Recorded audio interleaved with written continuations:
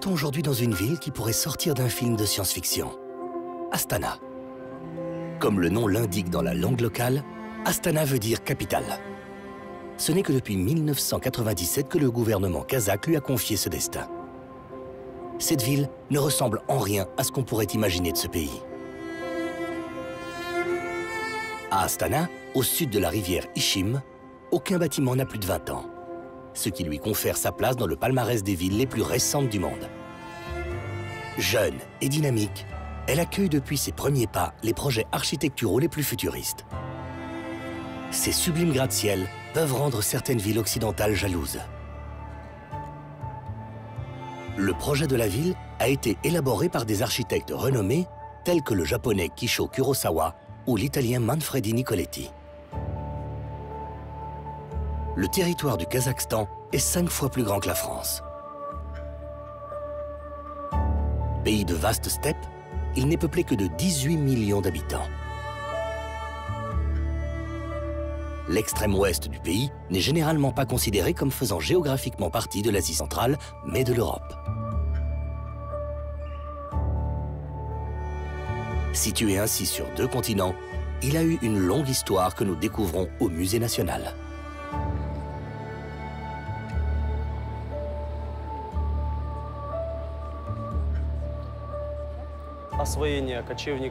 Le développement des steppes eurasiennes a commencé à la période des néolithiques, c'est-à-dire l'âge du cuivre dans l'histoire du Kazakhstan, qui se situe entre 3 et 2000 ans avant Jésus-Christ. Dès cette période, la domestication de chevaux a commencé. Dans le nord du Kazakhstan, il y avait plus de 250 implantations humaines. C'était la culture de Botaï du Kazakhstan antique. La culture de Botaï, c'est-à-dire que sur ces mêmes implantations, les premiers lieux de sépulture de chevaux ont été trouvés.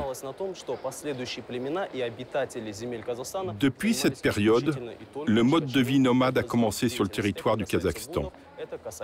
L'utilisation de chevaux a mené au nomadisme et a influencé le territoire moderne. Comme vous le savez, le Kazakhstan est un pays gigantesque. Il est le 9e dans le monde de par la superficie de son territoire. Nos ancêtres se sont surtout installés près des rivières, car l'eau était importante pour leur bétail. Au Moyen-Âge, il y avait une ville appelée Bazok, sur le site de la ville d'Astana telle qu'elle est aujourd'hui. C'était une étape de la grande route de la soie. C'est depuis la glorieuse période de la route de la soie que le mot kazakh commence à être utilisé. D'après une des traductions de l'époque, ce mot signifiait « l'homme libre ». Voué au pastoralisme nomade, de la période mongole à celle de l'Empire russe, ce territoire fut au cœur de la construction et de l'effondrement de plusieurs États. Le Kazakhstan actuel est né en 1991 suite à la chute de l'Union soviétique. Est-ce cette soif de liberté qui explique le rêve d'Astana ? En 1995, notre président a pris la décision de remplacer la capitale du pays, pour diverses raisons. L'endroit a été choisi au centre du territoire, prenant en considération des facteurs économiques, géographiques et sociaux. À l'époque, beaucoup de personnes ne croyaient pas qu'il soit possible de construire une nouvelle capitale. Après la proclamation de l'indépendance, une crise financière sévissait. Il n'y avait plus aucun argent.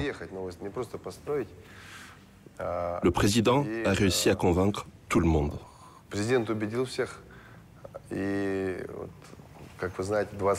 Comme vous le savez, il y a 20 ans, la capitale a été déplacée ici.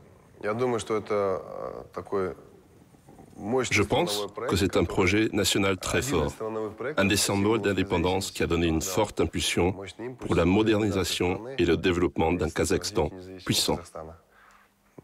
Et maintenant, nous pouvons en voir les résultats.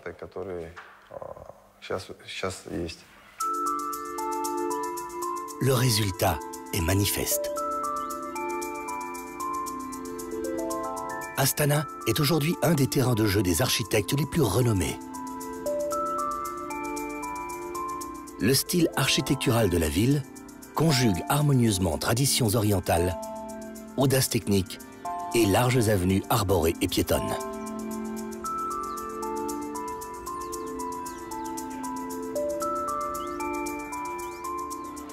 Moi, je suis très séduit par l'architecture d'Astana. Il y a 20 ans, c'était un petit village. Aujourd'hui, c'est une grande capitale, tournée vers le monde, tournée vers la technologie, tournée vers la beauté architecturale. Parce que c'est vrai qu'on se promène dans les villes, et vous l'avez fait, je veux dire, on voit des buildings et des immeubles assez stupéfiants, d'une certaine manière. Donc voilà, c'est quelque chose, c'est un nouveau monde qui est en train de se créer. C'est une volonté politique également, avec des engagements financiers relativement importants.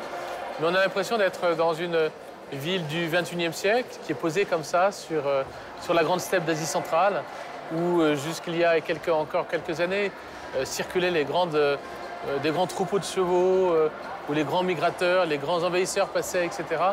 Donc c'est magique d'une certaine manière. Donc moi, à titre personnel, je suis très séduit. Une architecture qui séduit. Qui mieux qu'un de ses ingénieurs peut nous en parler? Emre Orer, d'origine turque, est installé à Astana depuis plusieurs années.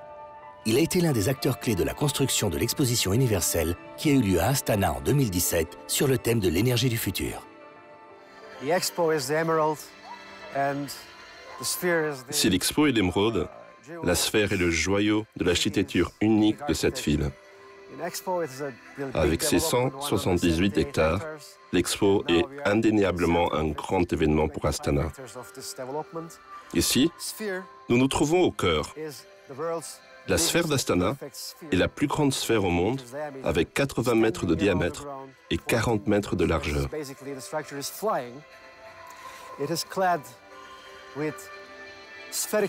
Cette boule de verre est alimentée par des panneaux photovoltaïques qui se trouvent au sommet. Quand nous observons cette structure, on dirait qu'elle s'envole.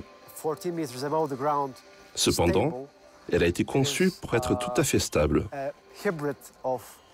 du haut vers le bas, grâce à notre technologie de pointe. Astana fut la première ville de l'espace post-soviétique à accueillir l'exposition internationale. L'expo est le plus grand lieu de rencontre au monde, rassemblant des États, le secteur privé, la société civile et le grand public autour d'expositions interactives, de spectacles, d'ateliers, de conférences et bien plus encore. 115 États et 22 organisations internationales ont participé à cette aventure. À Astana, le débat a porté sur l'énergie du futur. Le choix de ce sujet peut à première vue paraître paradoxal vu les énormes richesses en pétrole ou en uranium du pays. Le commissaire de l'Expo 2017 nous explique pourquoi ce thème était un impératif. Le thème que le Kazakhstan a choisi pour l'Expo 2017 est l'énergie du futur. Le Kazakhstan est riche en ressources naturelles. Nous avons beaucoup de pétrole, de gaz, de charbon et aussi d'uranium.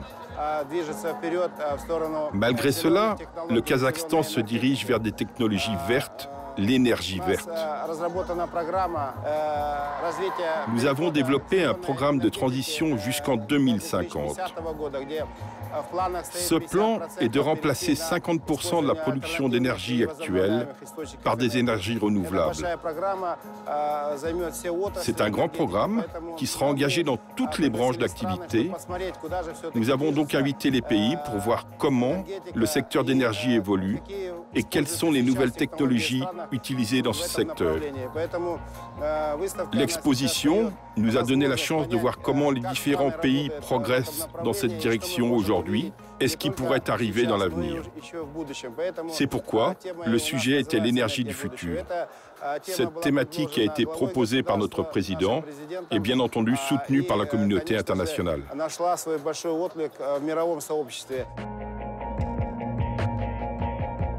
Pendant plus de 3 mois, 115 États ont pu échanger des bonnes pratiques et mettre en valeur leurs compétences en matière d'énergie du futur.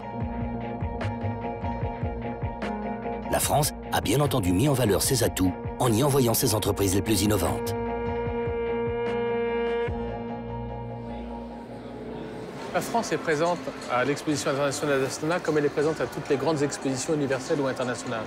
C'est important d'y être parce que c'est un formidable moment de rencontre, d'échange, de découverte finalement aussi d'autres pays, de leur savoir-faire, de leur rapport finalement à l'avancée de l'humanité. Et donc, on est très, très, très, très heureux d'ici. Donc nous, ce que l'on fait, ce que l'on a dans notre pavillon, finalement, ce sont des éléments qui permettent de contribuer à une meilleure compréhension des grands enjeux liés à l'énergie. L'énergie du futur, c'est quoi? C'est de l'environnement, c'est du développement durable, c'est de l'énergie renouvelable. Et là, on a réussi à apporter et à amener à Astana, au cœur du Kazakhstan, un grand nombre d'expertises, un grand nombre de sujets vraiment très, très innovants qui montrent que la France est un grand pays en matière d'innovation, en matière de développement durable, en matière d'énergie. Donc ça va être un grand show, un grand moment de rencontre. Pour ces entreprises, ça va être l'opportunité de bâtir des partenariats ou de consolider des partenariats existants, de découvrir, d'échanger, de valoriser finalement leur savoir-faire et puis de montrer aussi au monde que la France a des grands champions nationaux, qu'ils soient de très grande taille, que ce soit des PME, mais montrer finalement qu'on est capable d'apporter des réponses aux questions que se pose l'humanité en matière de développement durable et d'énergie.